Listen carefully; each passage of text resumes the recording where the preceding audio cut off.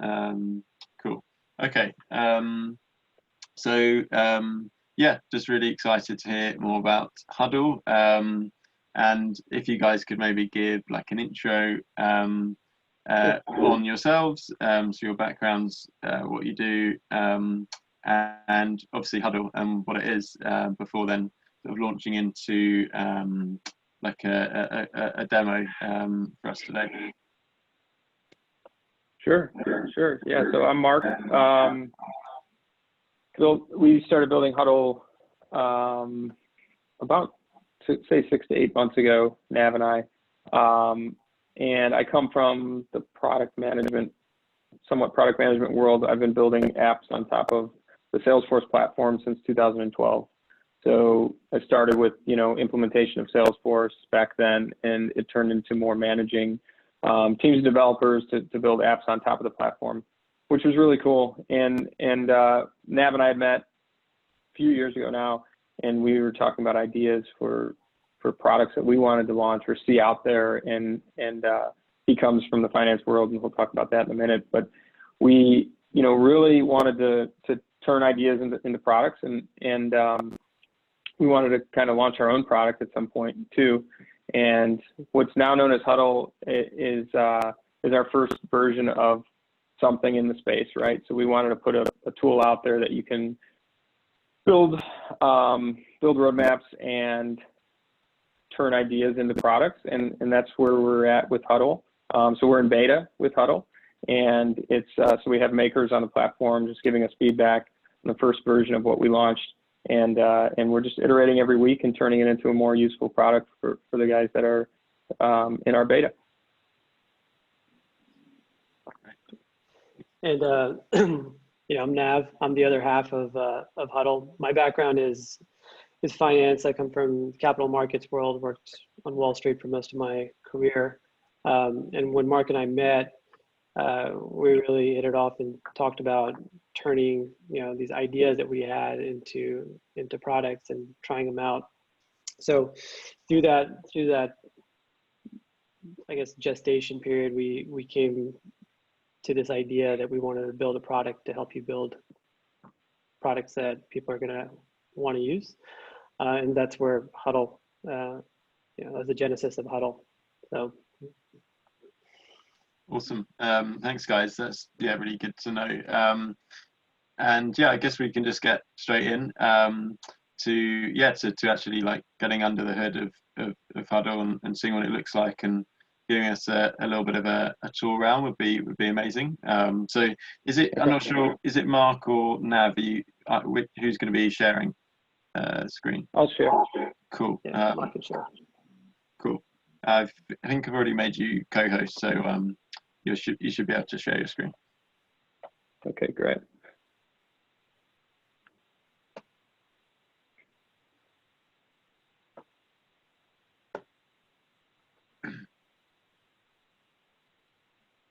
Cool. Yeah, all good. Awesome. So yeah, this is a part of Huddle. So where it starts, right? We are building a tool that you can kind of take your idea, break it down, get feedback on your idea, and build what matters most to the users or customers that you're going after. And so just before I kind of begin,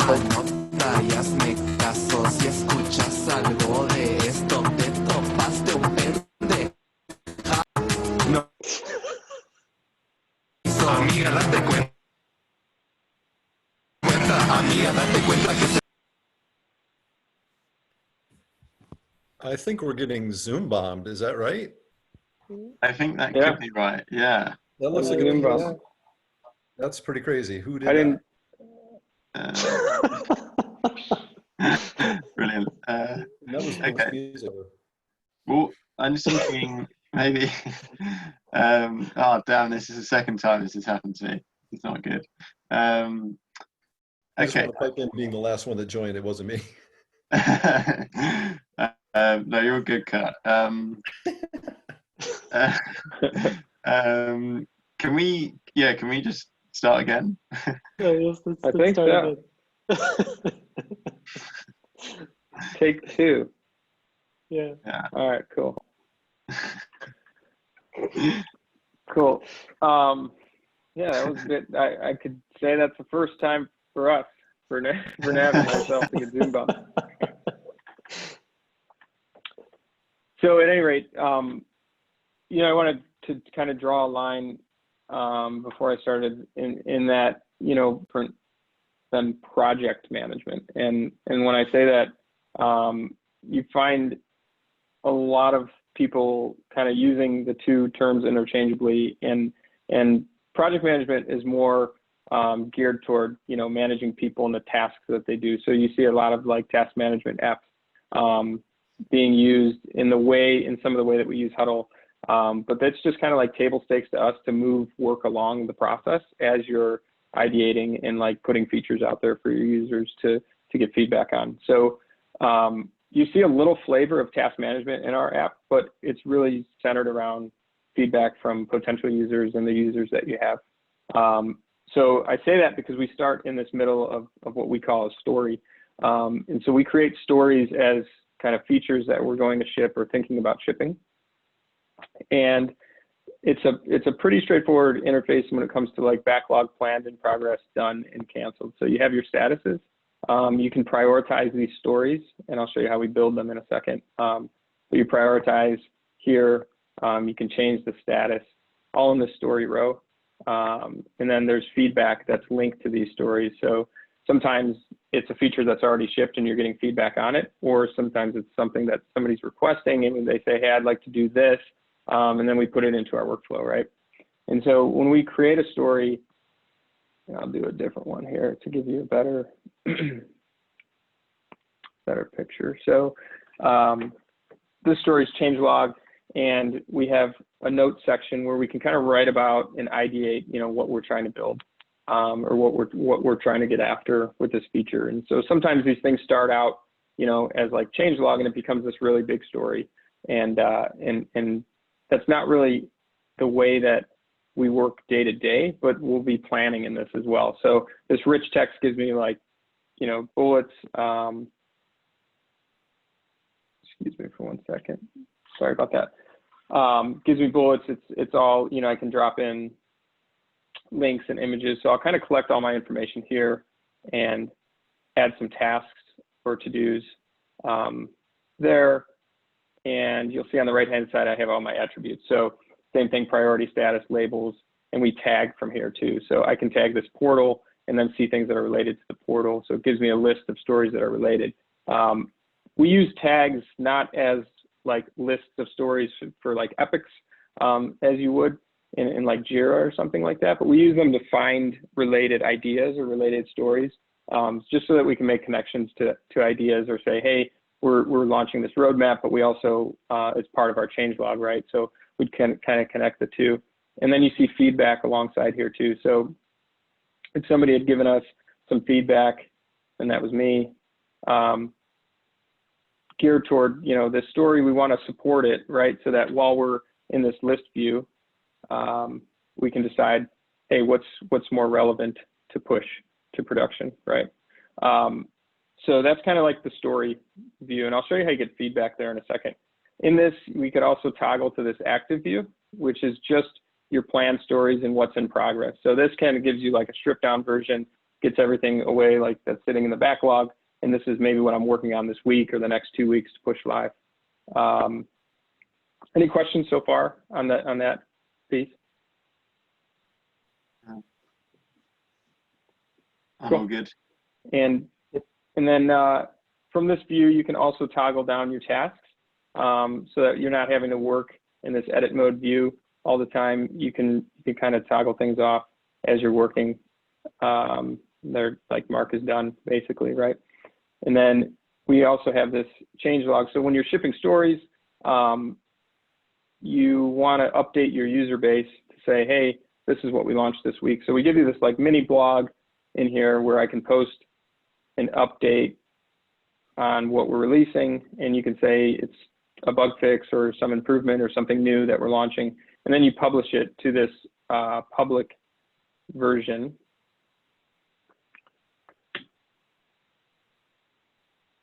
And this is where your customers or users can send feedback in, right? So I'd update you here, and this is a public link, so you can use it, you know, post it on Twitter, put it on your website and link to it. This is your change log. They can send feedback from here, right?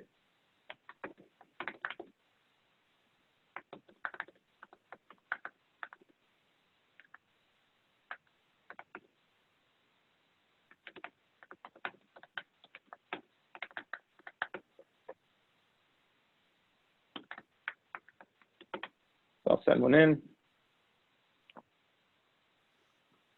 And when I go back into the workspace, I'll show you where things come in our Insights tab. So what I just sent in was this. And this is all my feedback that I need to triage. So if it's unlinked, you'll have this kind of blue thing. And what we say is, you know, as things come in, you're going to want to tie them to stories that exist or create a new one. So I can look at them from here and kind of read on the right-hand side. But I can also open it up and say keyboard shortcuts. So I don't have that story, so I'll create it. And so that'll automatically create a story. And when I click on it, I can start adding some color to it. My feedback's linked. So the idea here is just link everything up, work on what matters most to your users, right? And move things along through this stories view. Does that make sense? Yeah, so if you want to take like a little zoomed out view of like everything that's going on here, you know, we're trying to bring together the core components of taking an idea and turning it into a product. So, you know, we have a place to plan and organize your work, you know, turn it into an actionable roadmap, get feedback from users and link it to what you're building, communicate updates through an integrated change log. So these are like these core components of how you move an idea along and create a product that's, you know, that's going to be useful to a user base.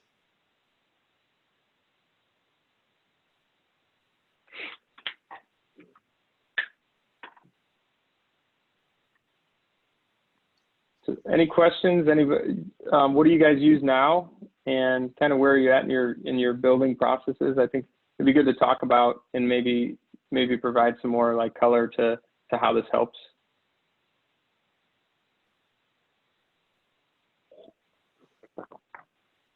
Yeah, I've just been using Notion to basically write down what I want to achieve, and you know, then I'll do a bit of testing and write down what I find, then sort of react to that. But this is obviously yeah, a pretty comprehensive thing. And is that your market? Is the sort of corporate enterprise sort of projects?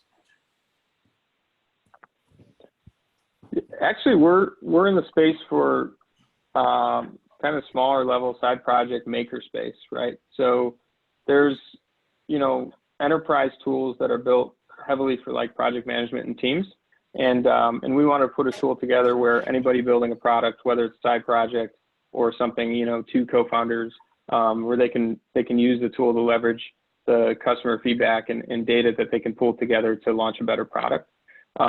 So our core target market is makers. A lot of them are using NoCode tools to ship their idea and put it in front of customers and iterate. Right. It seems pretty comprehensive and powerful for you know, someone on their own, or you know, a sort of small team of bots going together. But yeah, I can definitely see the capabilities there. I like the continual option to be able to interact as you go along, you know, and use those sort of nuggets that you might find that can often get missed or left behind. And yeah, it's yeah, you're doing something good there. I think that's grand.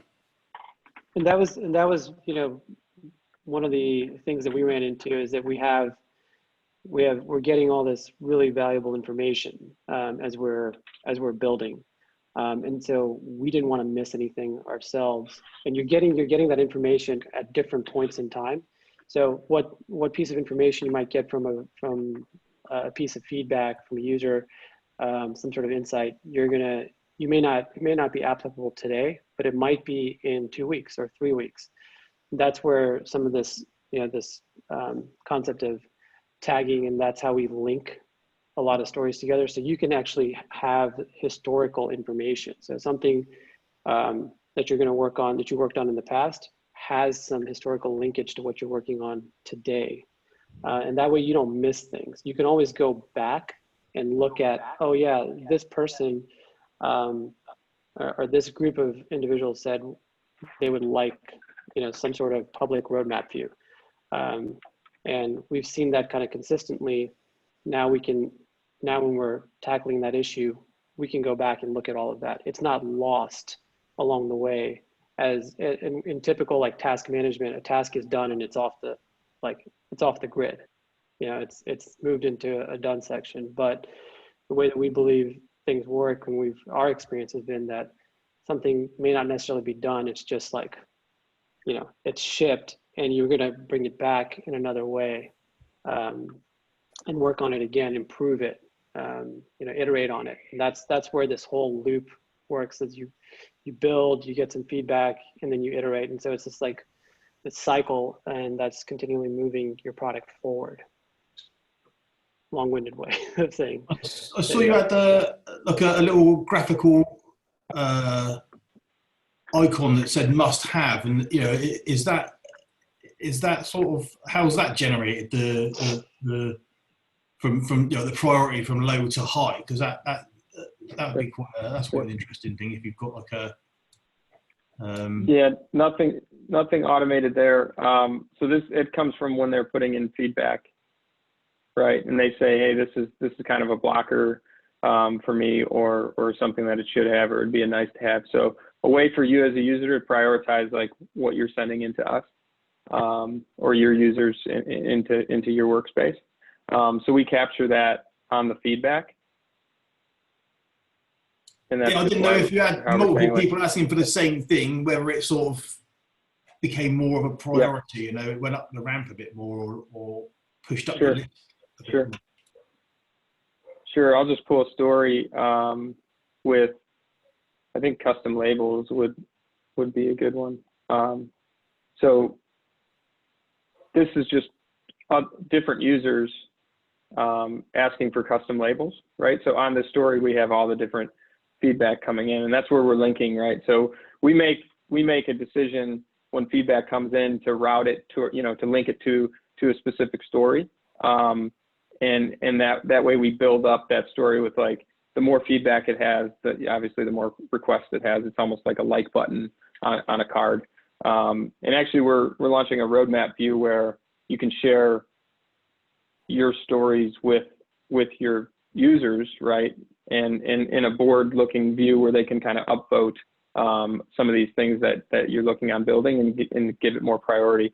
But the priority here internally in the app is for us to say, hey, this is something we're going to do, now, or it's low priority, and it drops it down. You can see they kind of go in order, low priority at the bottom, and things I need to prioritize at the top, and urgent.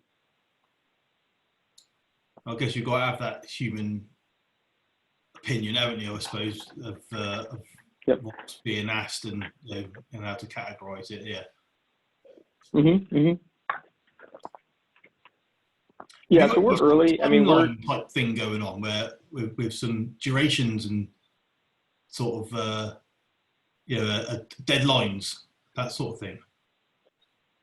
Yeah, so fundamentally we have left out, those kind of project management things, right? So we don't believe that roadmaps should be built on timelines and constraints like that.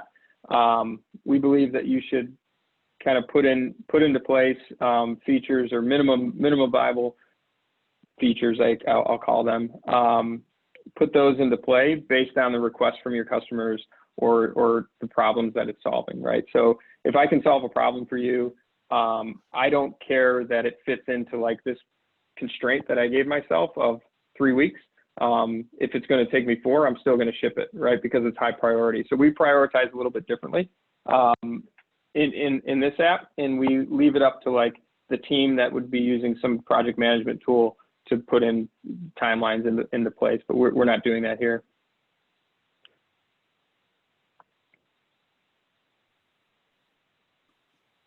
Yeah, internally, you know, like we have our cycle of a week, but we try to push things out every week. But there are certain things, like Mark said, that it might be a 3-week thing, 4-week thing, but we know it's priority and it'll move into planned, like our planned phase, that it's something it's critical because people are asking for it. And it's something we think is going to add value to our user base. And that's important to us rather than the timeline. Cool. That's great. That's it for me. I'm impressed. You're doing very well. So how long have you got left on your beta then? What do you sort of think for a completion on that? Sorry, I think I heard you correctly. Are you saying what's kind of in our roadmap? What are we launching next? Yeah. No, like how long are we going to be in beta for? Yeah. Oh, which one? I can answer both. Sorry, it was crackly there. How long before your beta's complete with what have you got sort of to do before that? Yeah. So our beta is meant for us to. So we built this app on top of the Bubble platform. So our beta is meant for us to understand, like, how do we scale on the platform, because we'd never built anything on Bubble. So what do we need to do, more and more as we add more and more users? So that's part of it. The other part is, when are we providing enough value that we say, hey, most of our users are leaving, other tools or other hacks that are kind of like integrating, Airtable with another database, with another tool to get this kind of like feedback loop going. And so we're just really listening to like the beta users that we have today to say, okay, we're ready, right? So we don't have a hard launch date, to answer your question. We just wanted to get enough, squeeze enough value in here before we launch publicly, and make sure that we can support, more users, like just opening up the gates for you to sign up and start using without causing performance issues for others. So we're getting a handle on that. I'd say, within the next 2 months, we'll allow anybody just to sign up and start using. But some of the features we have coming down the pipe are this view is going to change, and you're seeing a lot in the backlog, but there's different lists, that these belong to. So we're going to have custom lists where you can kind of create a list of, hey, I'm launching this changelog feature, and there's 15, 20 stories underneath that. Right, and turn these lists into more like smart lists too, where I can look at all my bugs, or I can look at, kind of filter through and create a list that I can go to whenever I need to. And then another thing we're doing is turning this, as I'm creating stories, allowing you to share a roadmap. So instead of just sharing this like product updates here, we'll allow you to share your roadmap with your potential users or customers.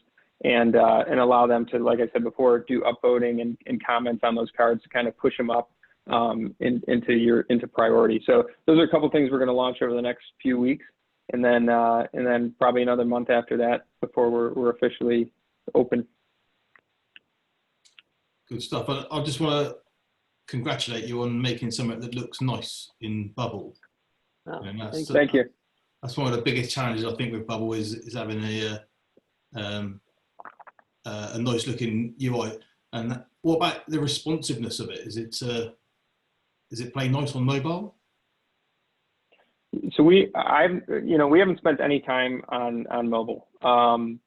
We wanted to get the kind of data model right before we spent time on like tweaking the mobile side, because we believe that, like, even if we had it right on mobile, there's too much functionality, like point and click functionality, where we want to make things a little more like swipe gestures and stuff. So we believe that that's a bigger project for us, but we want to make sure that the web app's like highly adopted before we turn that into a mobile version.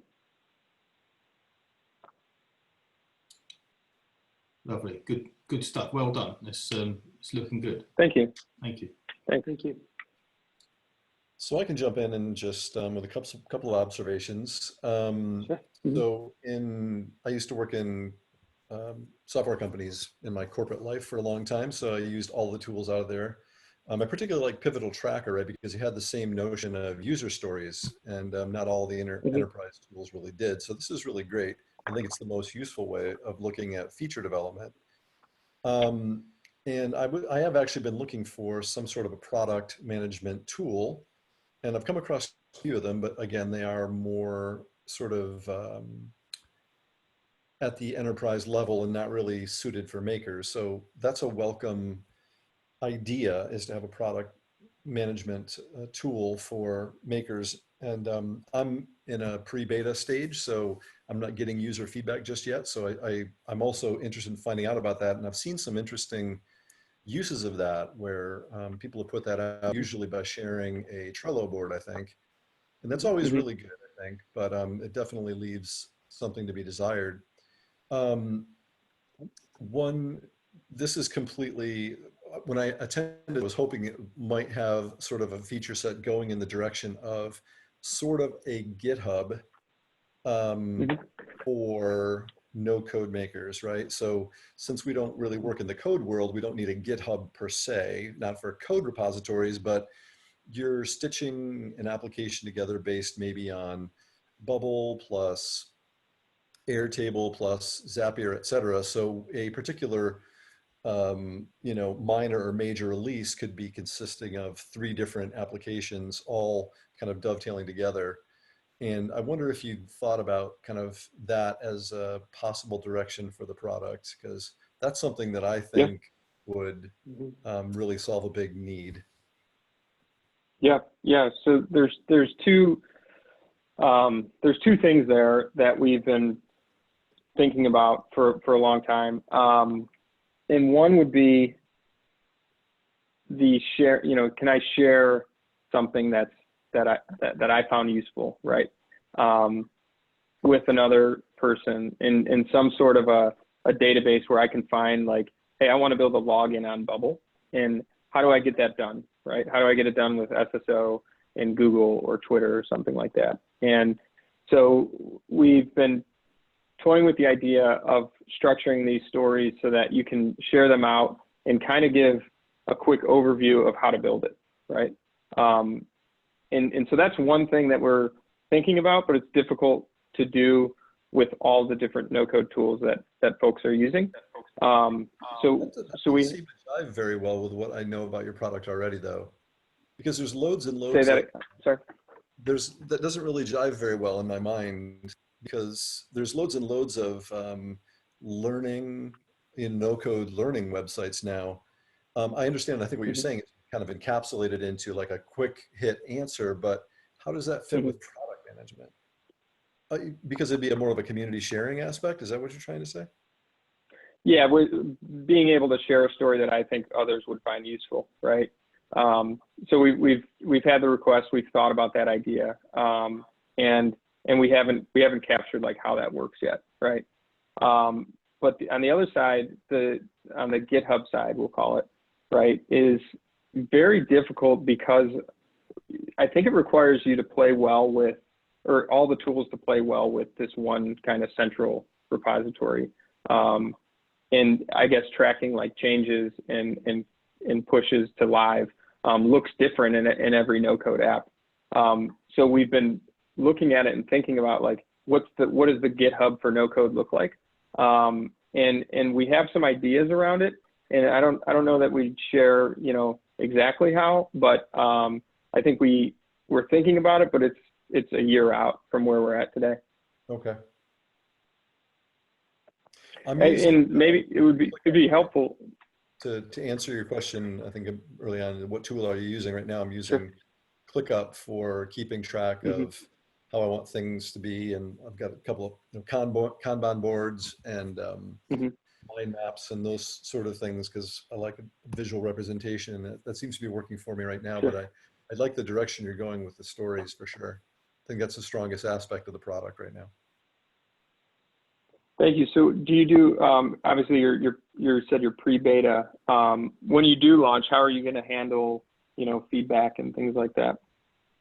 Yeah, probably inelegantly with email and Twitter. Mm-hmm. Mm-hmm. So we find that, Twitter, email, even conversations, user research conversations are sometimes where you get the best feedback. So we're also looking at building like Chrome extensions where we can capture text and create feedback for, on behalf of that user. So there's some things we're going to do to get feedback in other than just that button from the changelog, because that requires a little bit of friction from your user's perspective to have to go somewhere.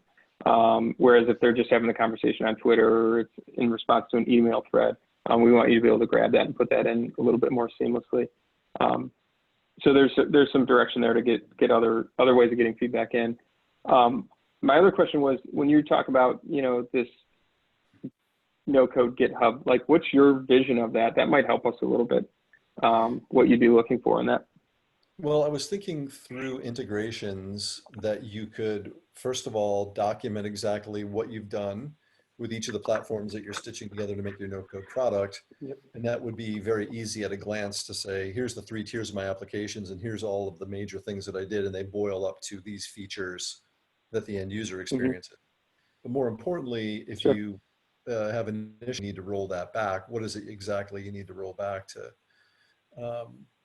keep, if you've broken something, for example, in the user functionality. So I'm not sure if my thought process is any more evolved than that. It's just that from being a coder, that was something that you just relied on, right? The ability to, atomically roll things back if you need to, and easily document exactly what you've done in which platform. Right now, Bubble has the ability to, put comments in each of the fields that you create and all of the log pieces that you create, but it doesn't bubble up to a log, does it?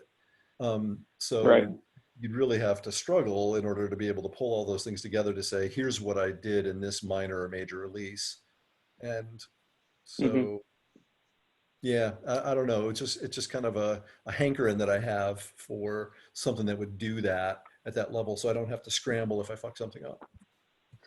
Yeah, that's something that we have thought about it conceptually a lot. And actually, one of the things that we had built in some aspects of what you're talking about, and then we ripped it out. So there was an element of, being able to see all the different tools that you're using if you're integrating multiple ones. We had some of that built in here, but then it wasn't the full picture. So we felt like until we can get it to be incredibly useful, we're gonna pull it back and continue to think about it. And we focused on other things to make sure that everything works well together in here. And that's something, it's on our vision board, but we haven't cracked that nut entirely. So that's kind of where we're at. Yeah. So I'm still on the lookout for that kind of tool that could do that sort of thing. But yeah, that's very cool. I like what you built. I think the story aspect of it is the jewel, if you asked me. So I'd keep investing in that aspect of it. Cool. Thank you. Thank you. Yeah, you're welcome. Thank you guys for showing this. Sure. So are you building your tool or your product with specific no-code tools, or how are you, what is it that you're launching? How are you launching it? Yep, at the center of the code stack is the no-code stack, I guess I need to say, is Bubble. It's not only my UI, and database naturally, but it's also the code repository, not just for the functionality of the Bubble app, but I'm using it as my business logic for Dialogflow, which is a natural language understanding. Google makes it. I'm not sure if everybody knows what that is, but essentially what I'm doing is creating digital employees. And so what I'm doing is creating essentially what we call a chat bot, but they could be surfaced in Slack more than likely for internal type stuff, but exposing the APIs of various SaaS applications and then writing the dialogue that'll be used to interrogate the API so that you can have a conversation with this bot as if you were having a conversation with a marketing associate, salesperson, IT, HR, whatever the case might be, and all the tools that they use in the back end through the SaaS APIs. So the dialogue flow agents for fulfillment call a webhook that's calling Bubble, and that's where all the business logic is, not only for the app, the Bubble app itself, which is a portal for customers, but it's where the code is for the webhooks that Dialogflow calls. So those are the two things I have in my tech stack at the moment. Very cool. Very cool. So Bubble's a place to work with APIs. They do a pretty good job there. Yeah, I think there's some real shortcomings. Like if you wanted to build an API first business where you're Yep. I think I lost you. We've lost you, Kurt.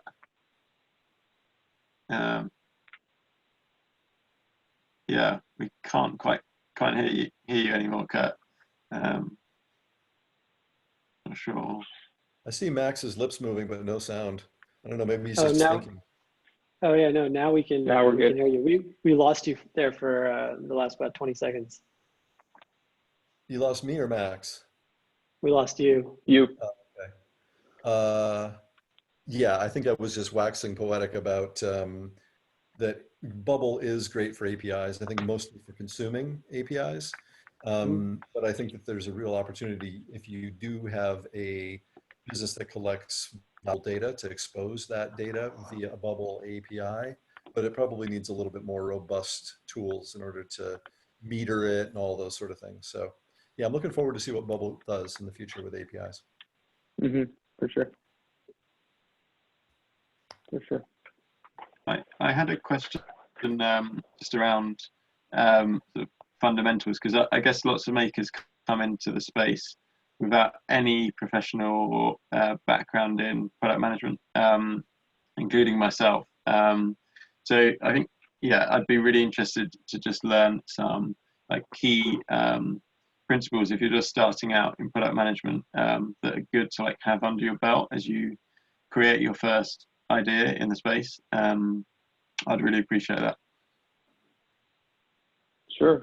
So yeah, from our perspective, and that's why we wrapped some of these ideas into Huddle, of moving things along in your, from backlog to planned in progress. And obviously it's just a status, but there should be some reason that things move forward, right? And we think that user research and feedback is the most important, because a lot of times you go and launch something and then you're tearing apart, the app, things that you spent a lot of time on because you didn't do the research. So even though it might take you, a shorter amount of time with no-code tools than coding, it's still pretty relevant to go find the problem that you're solving and talk to those users that they have the problem and how they'd like to see it solved.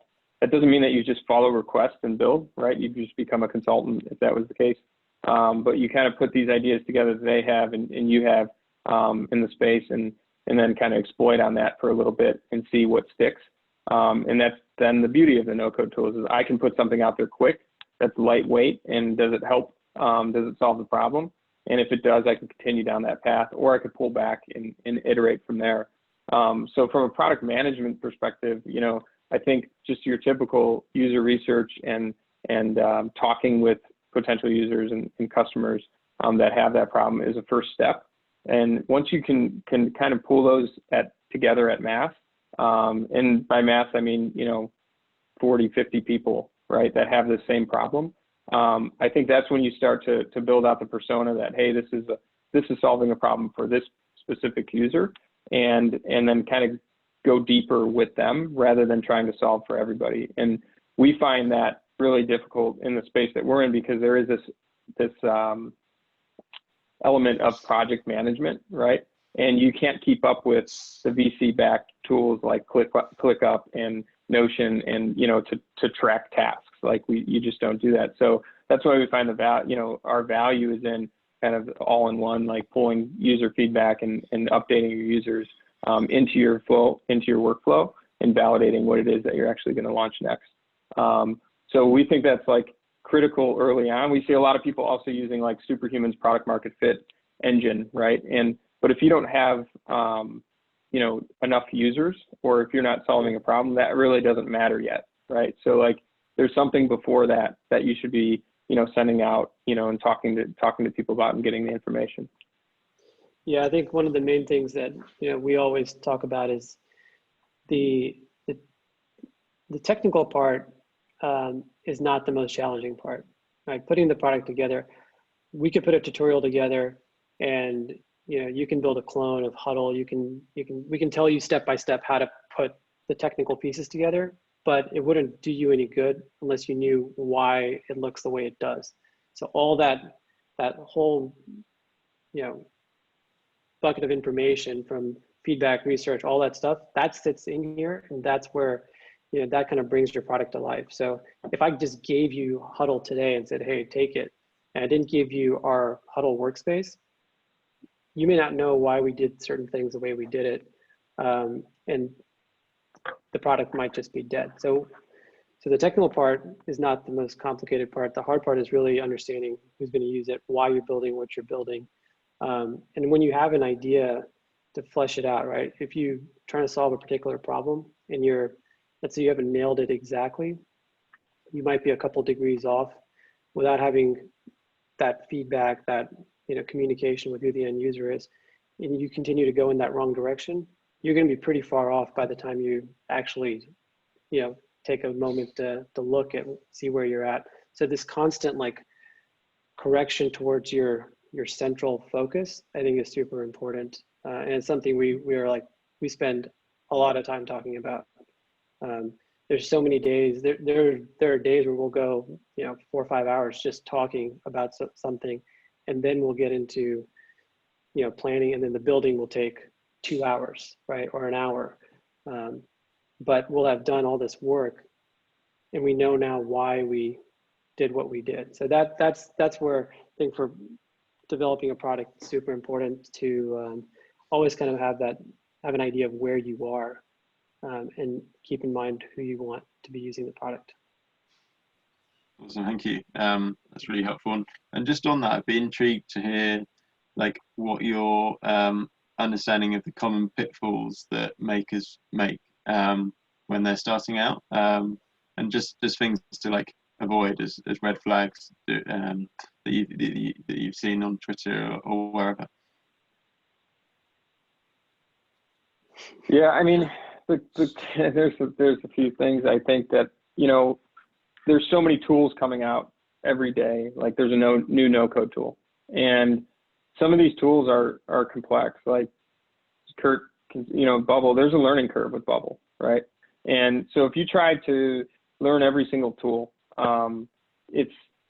your path to making something is going to be long, right? So, you know, and there's a reason the reason we laugh about this is because like when we started out trying to choose the right tool, right, for the project that we had, we couldn't figure it out, right?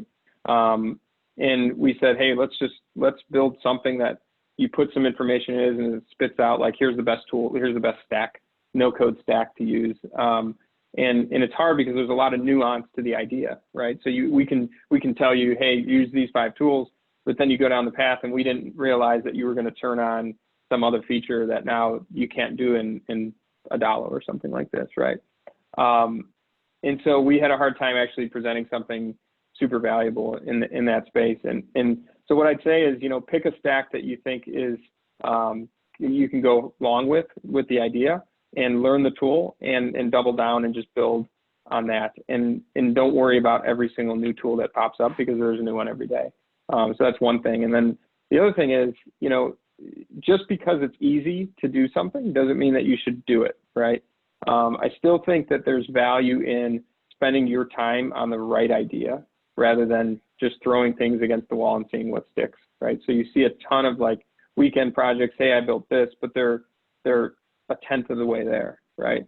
And so you can build faster in no code and throw a lot of things out there, but I'd say push forward a little bit further and flesh out the idea, and keep going with it if it's solving a real problem, right?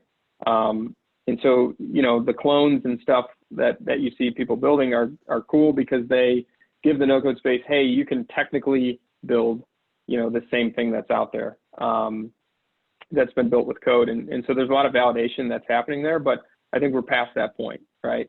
We know that these tools are robust and you can build a lot with them.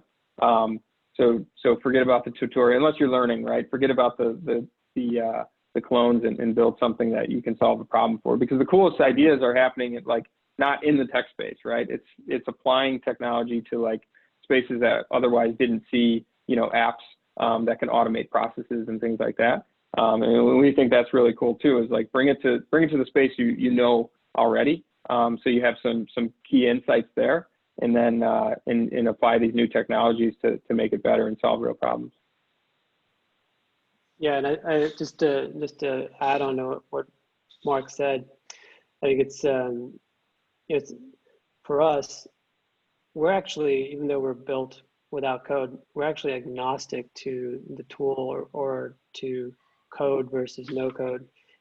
We really focus on the efficiency of getting from your idea to a product so you can actually put it in front of people. Because if it's not working, if we're off on what our problem is, it doesn't really matter. You know, we've wasted time. We've spent, you know, resources on something that's not going to be useful. And unless you're learning, like Mark said, you know, it's fine to do clones, but at the end of the day, that's not going to be useful to anybody. If you recreate Twitter, you know, there's already Twitter there. You can, and it's great for validation. You can recreate Airbnb, Pinterest, Uber, the biggest tech companies in the world, but you know, it's great for validation again, but you have to be able to do something with it. So. Yeah, that's really helpful. Thank you. Cool. I've got a couple more questions, but I'm just wary. Do you guys, Mark or Kurt, do you have any more questions before I? Yeah, go ahead. All good. I don't. Oh, I'm all good. Thank you. Cheers. Thank you. Cool. Yeah, just a couple to wrap up.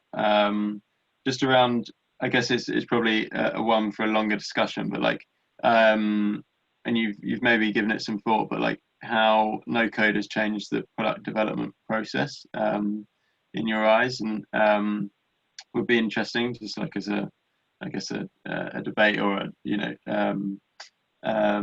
yeah, something like an interesting sort of thought. And then also, like, what if you're getting conflicting user feedback? What do you do then? Is that just a personal judgment? If you're getting an army of people with like a good wad of people on either side saying different things, do you design, you know, two different parts of your app for those two user groups? Probably not, but I don't know, coming from a non-product development management background, so would be interested to hear that. Sure. Thanks, Kurt. Thanks, Kurt. Nice to meet you. For me, those are good questions, right? So I'm going to answer your second one first, because I'll just speak to what we do. We look at, you know, the requests that we get from users, and we don't just take their word for like, hey, I want custom labels, right? Like, we say, why do you want custom labels? And a lot of times what we find out is they're asking for something that can be solved in a different way, but custom labels in their mind was like the path to them getting that, right? So I want to put a group of stories together that are bugs. Maybe the label is not for that. Maybe I can create a custom list, right? And then that solves like many problems rather than just that specific problem. So we look at it and we try to get more context as to why they want something rather than just looking at the feedback and itself and interpreting it for what it is. And then the other thing is that that's really important to identify like who your target is early, because you're going to have users that are constantly unimpressed with what you're doing. and they're always going to ask for more, right? They're going to say, and you're going to spend all this time building these features, and guess what? They leave at the end of it, right? You turn on pricing or something, they're gone. And so there's users, and you can tell, right? You can tell who like really wants more in your system because they're constantly saying, hey, I'd love to have this, and here's why, and they're using it all the time. And those are the ones that you start to say, what does this person look like as a persona? And am I focusing more on them rather than, 15 others? Because you can't build for everybody. It just doesn't work that way. So especially in process-driven environments like what we're doing, everyone has a different process for managing tasks, right? So it's really hard to figure out like how you get, custom workflows for everybody. But if you identify, who's the maker that's shipping something, like for us, who's the maker that wants to turn something into a business, right? This is going to be more valuable for you. So we focus in on that persona and with a little more attributes. And then I think the other question, your first question, right, was maybe restate it for me. It's like, how has NoCode changed product management? Right. Sorry, that's a big one, sorry. No, I was caught up in my own thinking. So I think speed is obviously number one, right? I can get something out the door really quickly, right? My younger sister has epilepsy, and she has like all these different things going on, like with different doctors and then different nutritionists and my parents had a hard time like putting all those things together, right? And I was able to put something together for them to track it all in Airtable and on like a Sunday morning. And they otherwise couldn't have had that, right? Like there was no product out there for what they needed. And it was so custom to what they need. But it took me, 5, 6, 7 hours, to put something together. And it works for them, right? And so I think that like compounds into the next thought that I have on it is you have people that are really aware of certain markets that aren't tech, right? And they can take technology and apply it to that market and make it better for their customers or for their business or whatever. I think that's like the second or maybe even the first like biggest thing with NoCode is like anybody can now be a player, right? Anybody can automate, anybody can bring technology in and solve problems. And you just didn't have that before. It's like, what should I do? Call an agency to build this thing for $50,000, $60,000? Well, it's just for my little sister. So like, we're not going to do that, right? It's like, that's not how things work. So now you can, and I think that's super compelling. And I think we're going to see so many cool things happen in different markets because of it.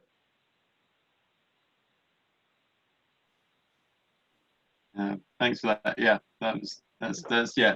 I didn't expect a massive. I think that's probably what an AMA like in and of itself. That question. But sure. Yeah, thanks guys for giving your time up to run us through the Huddle and stuff, and yeah, just really excited to like use it more and sort of transition over. Mark, I don't know if you had like any final thoughts or like anything you wanted to say, sort of, or Nav, just to wrap things up, and like, yeah. Yeah, no, I appreciate you bringing us here to talk about what we're doing. I mean, it's cool for us to get it out there and talk about these things, and we're learning at the same time, right? So like we're new to this space. And we're just taking, one idea and going all the way with it. So we've been heads down focused on that and not doing a lot of other things that are available to us in the NoCode space. So I appreciate you looking to us for that, for this conversation at least, and beta testing for us too. That's awesome. And for the time, we appreciate it. Yeah, no, and yeah, and again, thanks for having us on here. It's really cool actually for us to, we geek out on these types of conversations, talking about how to build things, and it's how we originally, became friends and started this thing together, was having these types of conversations. So it's very cool. Yeah, I think the other thing is, anybody that wants to reach out to us, we're always available. Our Twitter DMs are open, whether it's our personal ones or Huddle. If they're really interested in trying it out, I know we have we're kind of waitlisting people right now, but if someone's looking to build something today and they think this is going to be really valuable to them, just reach out. We'll, we can set up a, kind of an onboarding session, walk them through, and make sure it works for them and what they're doing, and take it from there. So awesome. Sounds good. Yeah. I can't wait to sort of get my hands like sort of back into it. I really did enjoy it the first time, but I just needed that full transition period. So thanks guys again, and we're running over a little bit, but I'll wrap up now. Hopefully speak soon, and hopefully have you on again like sometime soon. It would be interesting to see like how it develops after launch as well, from this place. Sure. And I'm sure you've got some big plans. So excited to see what you do. But I guess speak soon, and thanks for coming along. You got it. Thanks, Mac. thank you. Thank you very much. Thanks, guys. Brian, good luck. Best of luck. Thanks, Mark. Thanks, Mark. Thanks very much. Thank you. Thank you.